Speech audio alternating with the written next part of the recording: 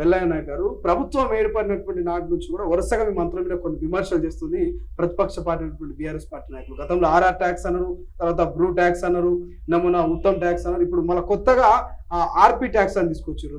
Rahul and Ponnam tax అంటూ ఒక tax తీసుకొచ్చారు. సో దీన్ని ఎట్లా చూస్తారు? ఎందుకు మీ మంత్రుల మీద ఇన్ని విమర్శలు వస్తున్నాయి?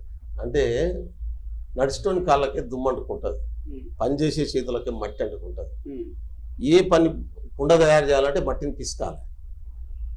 7 లక్షల కోట్ల అప్పు చేసి ప్రతి కార్పొరేషన్లో అప్పులమయం చేసి రెవెన్యూ వచ్చే రెవెన్యూకు అప్పులకు వడ్డీలు కట్టడానికి సరిపోనంత పరిస్థితి తీసుకుపోయి రాళ్ళు. దాన్ని సరి చేసే పనిని మా ప్రభుత్వం చేస్తూ ఉంది. దాన్ని సరి చేసే పని, సెట్ చేసేటటువంటి పని. నేను అట్లా మీరు అడిగిన ప్రశ్న వాళ్ళు ఒకటి, ఉత్తమ్ కుమార్ రెడ్డి గారు రైస్ కొనుగోలు పేరు మీద 1000 కోట్లు తినడని చెప్పి కేటీఆర్ గారు ఆరోపించాడు. ఇదే కదా ఆరోపణ. అసలు ఆ డిపార్ట్మెంట్లో ఉత్తమ్ కుమార్ రెడ్డి గారి డిపార్ట్మెంట్లో 1000 కోట్ల బియ్యం కొన్నటువంటి పరిస్థితి ఉందా? ప్రభుత్వం చెల్లించినటువంటి పరిస్థితి ఉందా? 1000 కోట్ల ట్రాన్సాక్షన్ జరిగిందా? దాంట్లో తినడం ఎంత తినడనే తర్వాత సంగతి. 1000 కోట్లు తినడం ఆయన చెప్పిండు కదా. 1000 కోట్లు తినాలంటే కనీసం ఒక 1000కి మించి ట్రాన్సాక్షన్ జరగాలి కదా. 1000 కోట్లు, 2000 కోట్లు, ఒక 5000 కోట్లు అయితే దానికి 1000 తినడం చెప్పడానికి వీళ్ళు. అరే బియ్యం కొనక ముందే నువ్వు 1000 కోట్లు ఎట్లా తినేస్తున్నావా అంటే వాళ్ళు వీడియోలు తీయించి ఫోన్లు ట్యాప్ చేసి బ్లాక్ మెయిల్ చేసి సొంతంగా సంపాదించుకున్నటువంటి ఆస్తులను రాయించుకొని మిగతా వాళ్ళని రోడ్ల మీద పడేసినట్టు కాంగ్రెస్ కూడా చేస్తుంది అనుకుంటారు. వాళ్ళకి అది కదా అలవాటు. వాళ్ళ ఆధ్వర్యంలో చేసింది ఏంది?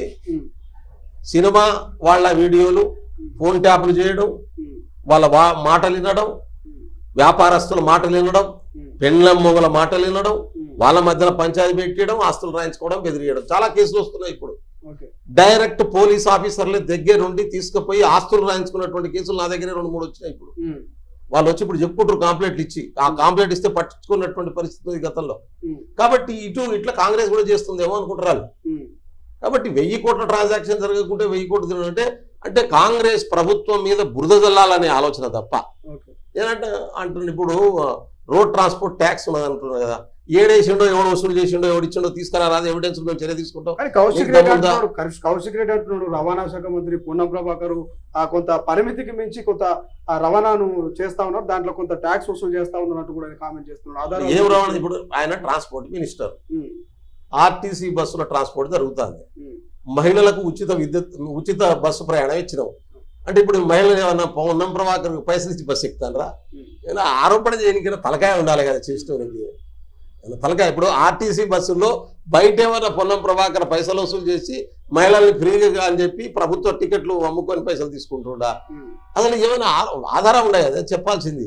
కాబట్టి పొన్నం ప్రభాకరు ఒక బీసీ బిడ్డ, ఫస్ట్ టైం ముఖ్యమంత్రి అయి ఒక్కరోజు కూడా నిద్రపోకుండా మంత్రి అయి పనిచేస్తున్నటువంటి పరిస్థితి తట్టుకోలేకపోతున్నాడు. కరీంనగర్ నుంచి ఆయన మొత్తం జిల్లాను సిస్టమేటిక్ గా ఒక కంట్రోల్లో తీసుకొస్తుంటే నేను అంటున్నా, ఇసుక పేరు మీద 8 మంది దళితులు చంపారు కదా మీ కరీంనగర్ జిల్లాలో. ఆ రోజు మాట్లాడకపోతే ఈ రోజున మాట్లాడరాదు? ఎందుకు చచ్చిపోయారో ఇంక్వైరీ చేపియమని చెప్పి డిమాండ్ చేసి చూద్దాం. నీ కరీంనగర్ జిల్లాలోనే కదా, నీ కేటీఆర్ గారి సొంత కాన్స్టిట్యున్సీలో జరిగిన సావులు కదా, దళిత బిడ్డల సావులు కదా. కాబట్టి వీళ్ళు నాయకత్వం మెప్పు కోసం ఏదో కాంగ్రెస్ మీద అంటే మమ్మల్ని గుర్తించి కూడా కూర్చోబెట్టుకుంటారు. ఆడేం లేదు, అది దుకాణం బంద్ అయ్యే దుకాణం, అది అయిపోయింది. ఆ బీఆర్ఎస్ పార్టీ గురించి, బీఆర్ఎస్ నాయకుల గురించి మాట్లాడుకోవడం వేస్ట్ అన్న. ఎందుకంటే పార్లమెంట్ ఎన్నికల్లో చూసినాం, ప్రజలకు వాళ్ళ మీద విశ్వాసం లేదు, వాళ్ళకు వాళ్ళ మీద విశ్వాసం లేదు. ఇప్పుడు ఏంటంటే ఈ పొన్నం ఏమైనా తిడితే బీజేపీ వాళ్ళు పిలుస్తారేమో అనేటటువంటి ఆశలో ఆయన ఉన్నాడే.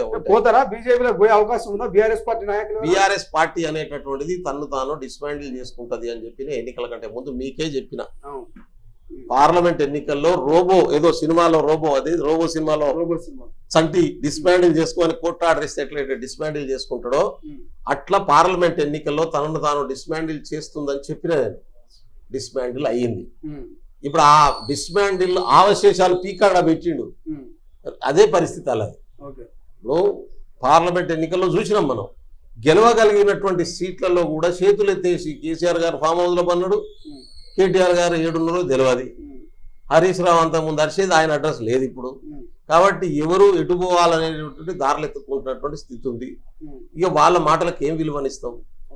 ఈయన ఎవరన్నా పిలుస్తాడేమో అని చెప్పి నేనున్నా గుర్తించడని చెప్పి అడుస్తుండేమో, అంతే తప్ప ఆయనకి ఏమున్నది పాపం. అసలైన తొలి వెలుగు. ఫాలో వాట్సాప్ @తొలి వెలుగు official.